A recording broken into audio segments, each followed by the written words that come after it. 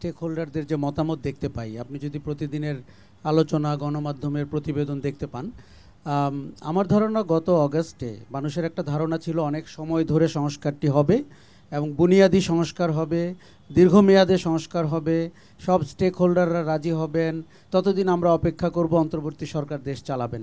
কিন্তু পরবর্তীতে যে ঘটনাবলী ঘটছে, বিশেষ করে সামাজিক অস্থিরতা, বিশেষ করে মব ইনজাস্টিস ইত্যাদির পরে আমার মনে হয়েছে যে বা প্রতিবেশী ভারত কিংবা পলাতকদের যে তৎপরতা, তারপরে অনেকেরই ধারণা হয়েছে যে অন্তর্বর্তী সরকার মানে সময় প্রলম্বিত না করে নির্বাচিত সরকারের হাতে ক্ষমতা দিয়ে দিলে বাংলাদেশে স্থিতি আসবে এবং তাতে করে একটি না পাওয়া থাকবে, সেটি হচ্ছে সংস্কারের অনেক কিছুই পূরণ হবে না।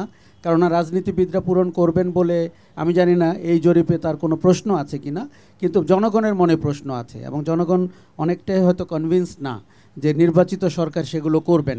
কাজেই এক হাতে সংস্কার, আরেক হাতে নির্বাচন। কিন্তু আমি একদমই অবাক হচ্ছি না যে প্রায় 60% মানুষ কিন্তু বলছেন তারা ডিসেম্বর 25-এর মধ্যে নির্বাচনটি চান।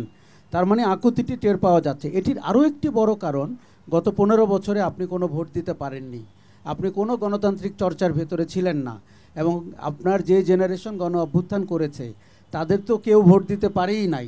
এখন যার বয়স 40 সেও কিন্তু ভোট দিতে পারেনি। কাজে ভোট দেওয়ার যে আকুতি সেটিও কিন্তু এই জরিপে প্রকাশিত হয়েছে।